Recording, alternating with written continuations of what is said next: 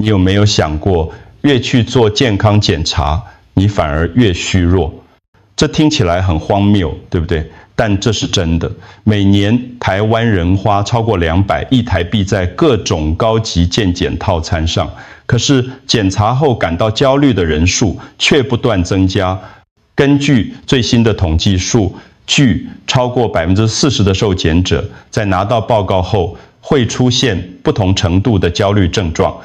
我有一个朋友，58岁，身体一向很好，每天早上6点起床运动，饮食规律，从不熬夜，只是因为报告上写出轻微异常这4个字，就整整3个月睡不好觉。每天晚上躺在床上，想着自己是不是快要生病了，想着自己还能活多久，想着自己的退休计划是不是都要泡汤了。他开始上网查资料，越查越害怕，最后甚至开始怀疑自己是不是得了绝症。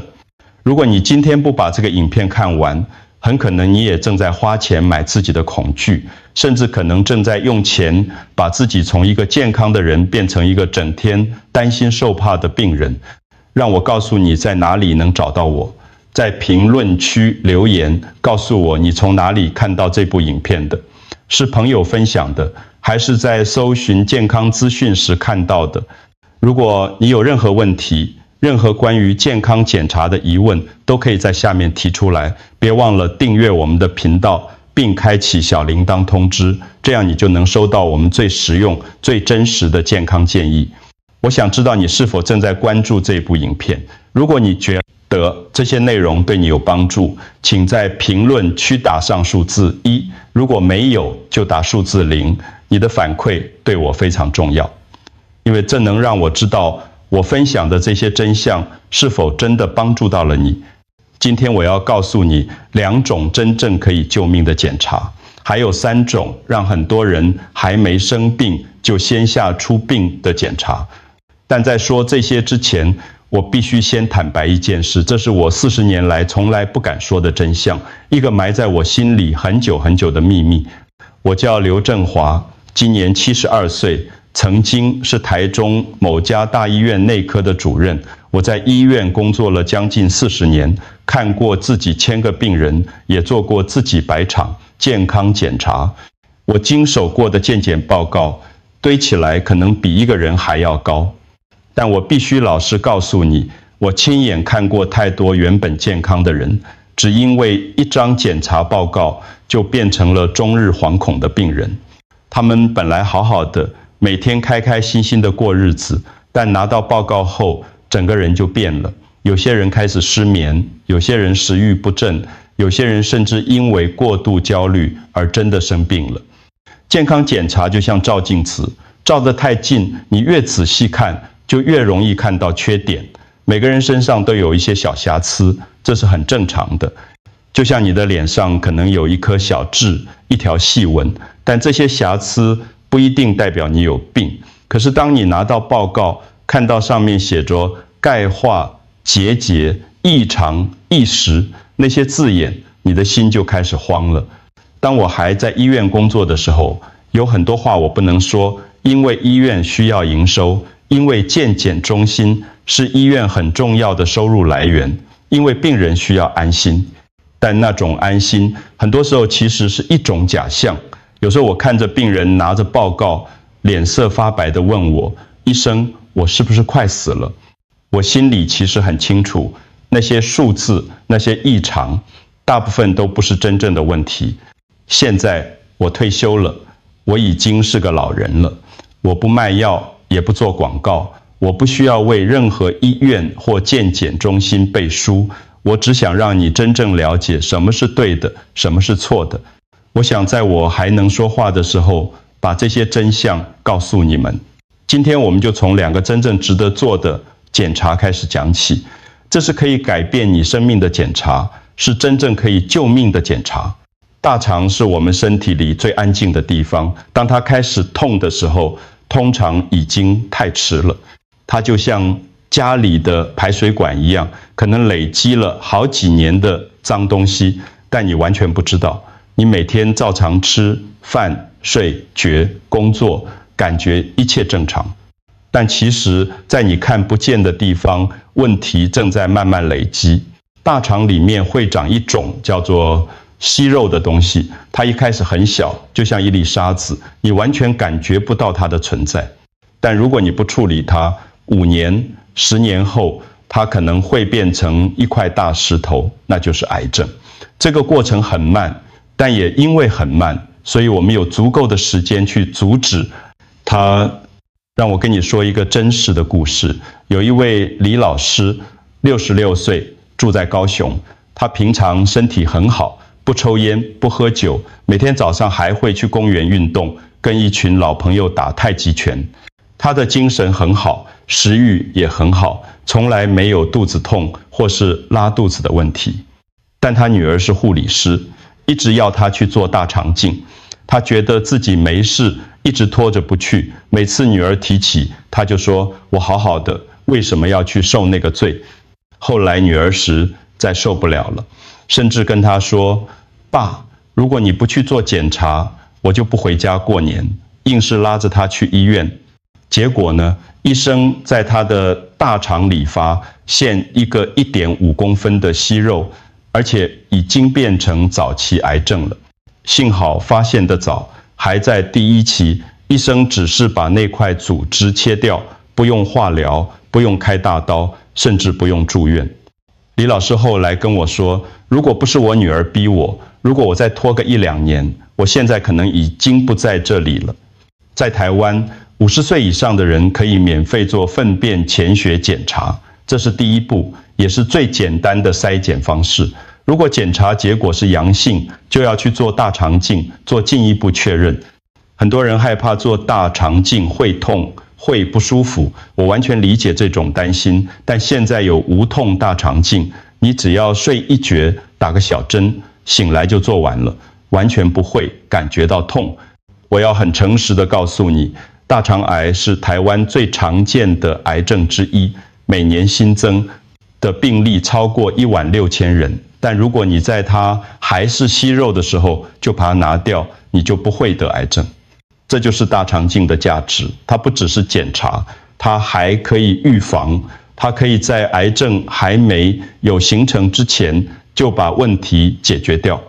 如果你50岁以上，或者你的家人有人得过大肠癌，或者你有长期便秘、血便的问题，请你一定要去做这个检查。这不是花钱找病，这是花钱保命。这是我从40年来最想推荐给大家的检查之一。最危险的病就是那种让你以为自己很健康的病。台湾人爱吃重口味的东西，咸鱼、腌菜、豆腐乳、酱瓜，这些都是我们从小吃到大的。我们喜欢吃热的东西，喜欢吃烫的汤，喜欢吃辣的食物。加上台湾幽门螺旋杆菌的感染率很高，根据统计，大约有1半的成年人都有感染，所以胃癌的风险其实比你想象的还要高。我记得有一位林太太，67岁，住在台中，她从来不觉得胃不舒服，吃东西也很正常，胃口很好，也不会痛，顶多偶尔打个嗝。她觉得自己的胃很健康，从来没想过要去做胃镜检查。但她儿子是医生，每年都会坚持要她去做胃镜。林太太一开始很抗拒，觉得没必要，但儿子一直劝她，结果有一年去做检查，发现她有第1期胃癌。幸好发现得早，医生用内视镜就把癌细胞切掉了，就像削苹果皮一样轻。轻的胃癌是完整的，不用开刀，不用化疗。如果胃癌在第1期就被发现，存活率超过95%，但如果到了第3期、第4期才发现，那存活率就掉到20%以下，治疗也会非常辛苦。所以问题不是要不要检查，问题是要在对的时间检查。我建议40岁以上的人，如果家里有人得过胃癌，或者你常常胃痛、胃胀、胃酸逆流，或者你有幽门螺旋杆菌感染，就应该去跟医生讨论要不要做胃镜。不要因为害怕就不去检查。现在的胃镜技术已经进步很多了，管子变细了，过程也变快了，不会像以前那么难受。这2个检查大肠镜和胃镜不便宜，但他们比任何投资都还要值得，因为他们检查的不只是病，他们检查的是你的命，这是真正的预防医学，是真正可以救命的检查。现在让我告诉你3个不建议随便做的检查，这些不是说完全不能做，而是说如果你没有明显症状，没有家族病史，真的不需要年年做。依据轻微钙化，可以让一个健康的人活得像个病人。心脏超音波是一个很精密的检查，它可以看到你心脏里很细微的变化，连很小的异常都看得到。但问题就在这里，人老了，心脏本来就会有变化，就像老房子一样，墙壁上会有一些裂痕，地板会有一些磨损，但这不代表房子快要倒了，这只是正常的老化现象。让我告诉你一个故事。王伯伯67岁，住在台北，以前每天都会去爬山，爬阳明山，爬象山，身体硬朗得很。有一天，他去做了一个高级健检，花了5万多块，里面包括心脏超音波，报告出来，医生说他的心脏瓣膜有轻微异常，还有一点碘钙化，建议他要定期追踪。从那天开始，王伯伯就不敢爬山了。他每天都在担心自己的心脏会不会突然出问题，会不会爬到一半就心脏病发作，晚上睡不着，白天也没精神，整天心神不宁。他老婆说他变了一个人，本来开开心心的，现在每天愁眉苦脸，连最爱的爬山都不敢去了。半年后他来找我，我看他的报告，其实那些异常都是正常老化，是60几岁的人常见的变化。他的心脏功能其实很好，完全不影响生活。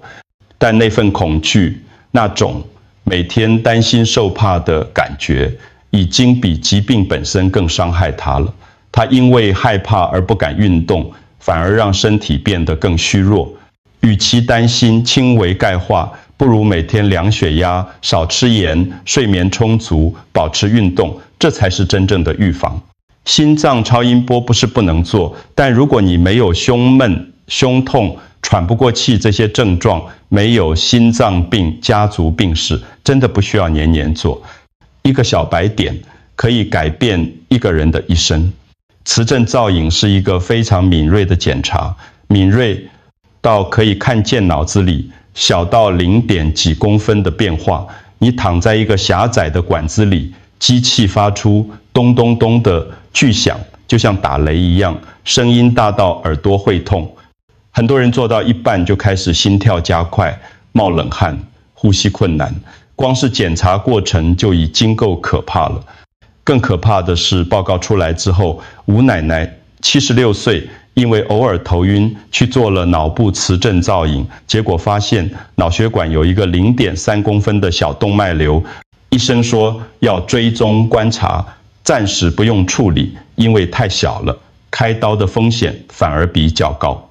但从那天起，吴奶奶就活在恐惧里，她不敢低头，不敢洗热水澡，不敢用力，不敢咳嗽，不敢打喷嚏，每天都在想那个动脉瘤会不会突然破掉，会不会脑出血。她开始失眠，开始焦虑，整个人瘦了一大圈。事实上，根据医学统计，大部分小于0.5公分的动脉瘤一辈子都不会破，但知道这件事，反而让吴奶奶比不知道的时候更痛苦。她儿子跟我说，妈妈以前很爱笑，很爱跟邻居聊天，现在脸上都没有笑容了，也不敢出门了。其实啊，每天好好控制血压，戒烟，睡眠充足，饮食清淡，这些比做一次几万块的磁振造影还要有效。脑部磁振造影不是不能做，但如果你没有明显症状，没有剧烈头痛，没有中风家族史，真的不建议当作例行健检项目。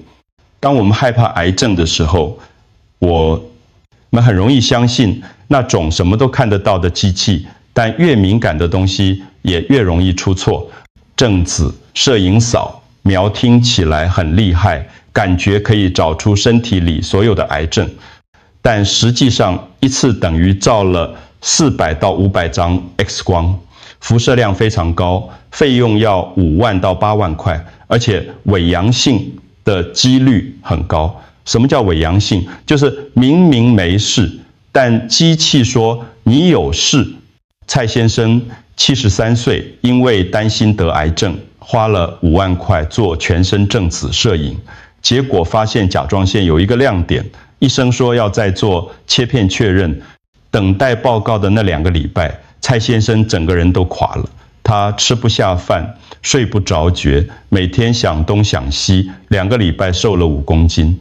他开始交代后事，开始写遗嘱，整个家庭都陷入恐慌。最后报告出来只是轻微发炎，根本不是癌症。但那2个礼拜的折磨，那种精神上的痛苦，已经让他的身体受到很大的伤害了。他的血压飙高，血糖也失控了。机器可以找到异常，但机器没办法治好你心里的恐惧。而且正子摄影对于某些早期癌症反而不如传统的检查准确。记住，真正的健康不是来自昂贵的检查，而是来自聪明的管理。当你真正了解自己的身体，你就会少一点害怕，多一点智慧。让我帮你总结一下今天讲的内容，这些都是我40年来的经验和观察。有2个检查真的值得做大肠镜跟胃镜。